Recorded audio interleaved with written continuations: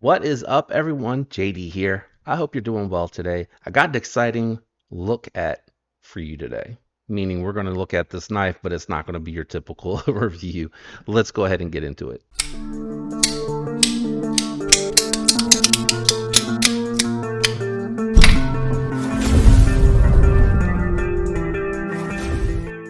Okay, guys, really, I want to shout out to Austin over at Traditional Pocket Knives. He actually sent this over for me to take a look at, talk about in advance of its release, so I can make sure that you guys are aware and ready to go if you want to pick one of these up. Today, we're going to be looking at the Traditional Pocket Knives exclusive button lock QSP Penguin.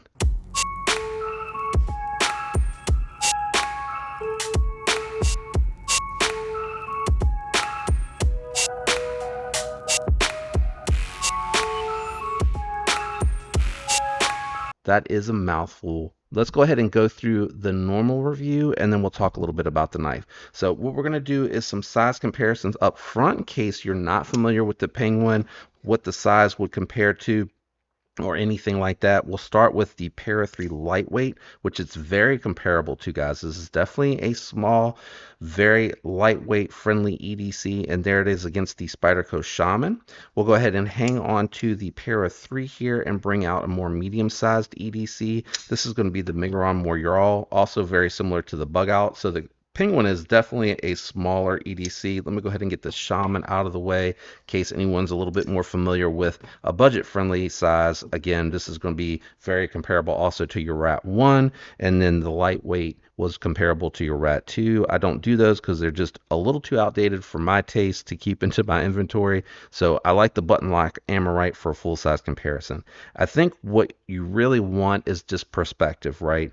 I'm telling you this is medium bug out size. I'm telling you this is a large full-size knife. This should really help you understand, and that lightweight comparison should really help you understand this is a small knife. I think too many people get hung up on the knife that I choose to do size comparisons to, but it is smaller. So let's take a look at closed profile, and then we'll take a look at the comparable thickness. That's going to let you know in pocket and in hand what it's going to feel like. So the lightweight and the Moyarl are both bigger than the Penguin. The Penguin is a very small EDC knife, and it is very compact, so carrying it in the pocket, it's going to be very good for that, and it's very, very similar in thickness to that Para 3 lightweight with the flat scales. So this is going to be nice for those out there that like something small, easy to carry, not too invasive in the pocket. And then on the scale here, let's check the weight. Now keep in mind, full titanium knife with steel hardware coming in at 3.4 ounces. That's going to be really easy to carry. I feel like anything under 5 ounces is something that is easy to carry unless you're wearing something like basketball shorts, something like that. I will do a ruler too, just to help out in case you're not familiar with the Penguin model really quickly because I want to get into the knife, guys, really, really quickly. So you're looking at an overall length of, I'm just going to say, to call it safe, 7 inches with a 3-inch blade. I was looking at cutting edge, and we're going to call the cutting edge 2.8 inches. So 3 inches blade length for sure, for sure. Might even be just a little bit over that. So just be careful if you're in a place where that is an issue. Whoop, totally missed my magnet there. So this one here is being called the Gold Jigged Titanium Penguin. Let me bring it down a little bit here. And the packaging and everything like that, I did a short on it. Check out the short. They always do a really good job with their packaging, in my opinion, Austin and those folks over there at Traditional Pocket Knives. And this is a veteran-owned business, which is another reason that I really like dealing with them, on top of the fact that they have really good customer service. They're really a joy to work with and talk to and interact with. So really easy, on top of the fact that their exclusives usually to me are really cool. I think they're very well thought out, very interesting and desirable. Before we jump into the knife, I will say you got a gold titanium jigged, you got a raw titanium jigged, and then you do have an all blacked out version that are going to be available. All of these are going to be released on March 22nd. I believe the time's noon. My editor might have to correct me there. So I really do think that this is um, a really interesting model. Looks like there's going to be 100 of these, and it is hollow ground, which we'll take a look at in a minute. Thumb studs, new button lock design, and we're going to get into that as well. Lanyard hole and S90V. So not M390 like the last one. Actually, I think the first titanium one that came out, I want to say was 154 cm, and then I think they did an M390 variant of that one. So the jigging on here is really nicely done. If you don't like diamond texturing, this is nice because the jigging goes down into the scale so it doesn't feel sharp. There's no discomfort, and they chamfered it all along the edges here, so it's very, very comfortable. Now, just like with all penguins for me, it's 3¼ finger grip. It is, again, a small EDC. With this particular version, I can't remember if my other penguin, my old D2 penguin, I think it was just thumb studs, and I think I had said you could kind of choke up to get all 4 fingers on there for me for larger hands. This flipper tab does kind of prevent that from being a possibility for me. It is definitely digging in here. So this would be a lightweight, light duty knife for me. If you have medium hands, this actually might be an ideal size. Small to medium, actually, this would probably be ideal in size. You got a nice diving board style milled titanium pocket clip that is anodized to match the scales. You have a simple 3-screw construction for disassembly. So these two on either side for the barrel, same here, and then your pivot screw. You got a very beautiful button here. I like the fact that they decided to add a little something different there. It's not your typical button here. It's, just a flat piece of steel that sticks out.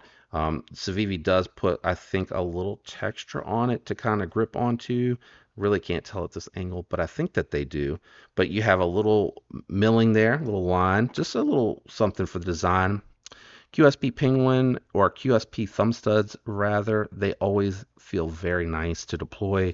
They have a very good angle. They're nice and low below the pivot, angled really tight to the body. So this one feels really satisfying and has a very snappy detent for thumb deployment.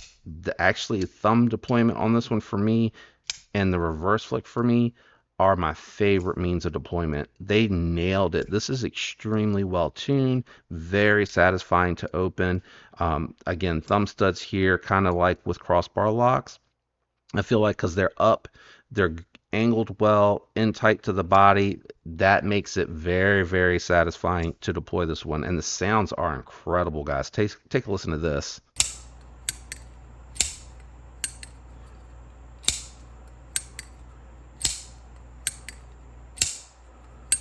And I can't fail it. I mean, I'm trying and I can't. The plunge is holding on to it long enough. Now, the flipper tab, on the other hand, the jimping's fine. It's just, I think because it's angled down, I think if they would have angled it up, or if they would have, I don't know, brought it up above the pivot a little bit. But actually looking at the Amorite is just slightly above the pivot. This one's right at the pivot. For me, and it feels like it's tuned very well. To me, it's a little lethargic, and it doesn't seem like the plunge lock can grip onto that flipper tab as well. Now, this is a knife that's being lent into the channel. I have not had no time with it to break it in. I got this Saturday and it's Sunday. So yesterday. I got it yesterday. But I've had a lot of penguins. I had the premium penguin. I had the penguin large, flat scale, jigged one. I mean, they're all in my playlist if you want to go look at ones that I've actually had for a long time. The only thing really different here is the button lock, the S90V steel with the hollow grind. And I don't know if all the button lock. So in theory, this is going to be a better slicer. It's going to be able to go through the materials and feel like there's less resistance with that hollow grind. It feels pretty well done. It feels like a nice hollow grind. It goes a good ways into the blade before it starts to come up to the thickness of the blade stock. It's a fairly thin blade stock on there. Again, action's very smooth, locked up, no up and down, no side to side. No lock stick. And the plunge lock doesn't look shiny, so there's no oil on it. But I do get a little bit of feedback. So it's not sticky. It feels smooth to deploy, but you do feel a little bit of the steel on steel movement, like feedback through the plunge lock without it sticking, if that makes sense. So to me, I'm just equating that to tight tolerances. I know that I've said I prefer a little bit of stick on my button locks because I feel like that usually means if there's nothing wrong with the stop pin side of it, that if that part of it is done correctly, they're very, very sticky. So really cool knife, very nice.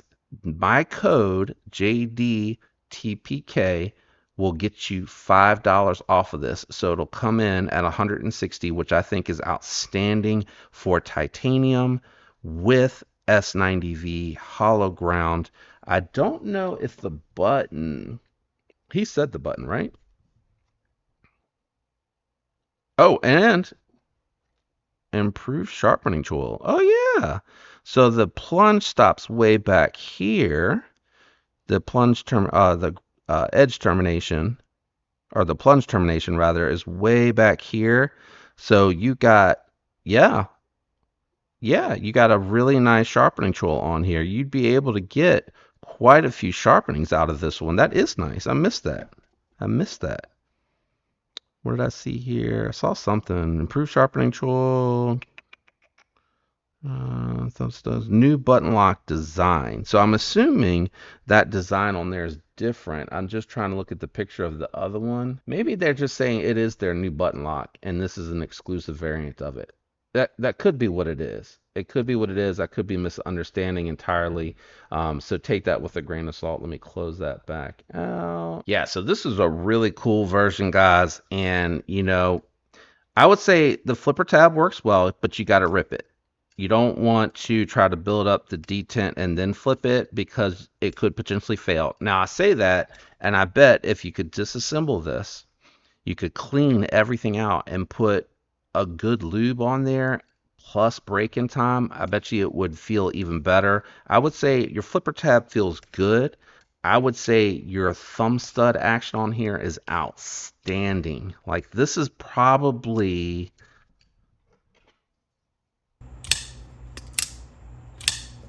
equal to or on par with what I'm seeing on more recent Senkatsu VVs, maybe even just a little better. Like, this feels like a true detent. It is super satisfying to deploy. It's comfortable in hands. Even though it is a little small for me, it is still very comfortable. I would probably love to see this exact variant or options, even if you wanted to do like different things with it. And with the large, the S90V and the hollow grind, that large would probably be right up my alley. See if they'll let you eliminate that flipper tab and just do thumb studs only. I feel like that would be just an absolute banger for me. If I can trigger pull it, but I'm always nervous about an angled flipper tab, guys, because I feel like, I'm gonna slide. I may accidentally slide moving around on the knife. So for me, I feel like I need to be way, way back here. And that just happens to be right on that flipper tab. I think that's my only real complaint, and that's more for the QSP side of it. Definitely not the traditional pocket knives side of it. I'm tripping over my words. I'm so sorry. But this is awesome. I think this is probably the coolest variant, and I think the price for everything you're getting here and what they're able to bring this to the table for, it is just mind-blowing. Absolutely mind-blowing. I really like this a lot. Let me know what you think about this one. If you're interested, please use my link and code, it does help the channel tremendously, and it'll let Austin know that, hey, you learned about it through my channel. You know, he got a little bit of traffic for me, which I will truly appreciate as well, so that he knows that some of the interest came from me and my channel and my review of it. I will be doing another video for this one just to kind of remind folks, because I'm going to drop this as an extra video probably Tuesday or Wednesday, give people plenty of heads up, and then I'll do something on Friday that'll drop right before this hits, so that it'll be another reminder as well. So don't forget to go check this one out if you're interested. I think they're all cool. I wanted to check out the gold because I thought it was a really unique color. And you guys know, I really do like stuff with the Ultim on it, so I felt like that was kind of a way to get something sort of similar like that, but it actually looks even better in person. I wasn't sure when I saw it. I was like, let me check out that gold. It looks super interesting. And then it got here and it's so nice looking in person. But that blacked out one, I think that one will probably be very popular as well. Not sure why they didn't black out the pivot completely. They left a little bit of silver in there, but it looks good. All right, guys, I'm gonna wrap this one up. Thanks for coming and hanging out. Shout out to everyone out there that likes, comments, is subscribed, uses those links, and thank you for hanging out to the end of the video. That really helps the algorithm. Special thank you to my channel members. You guys know you make this all work. I hope all of you have a fantastic week. Until next time, peace.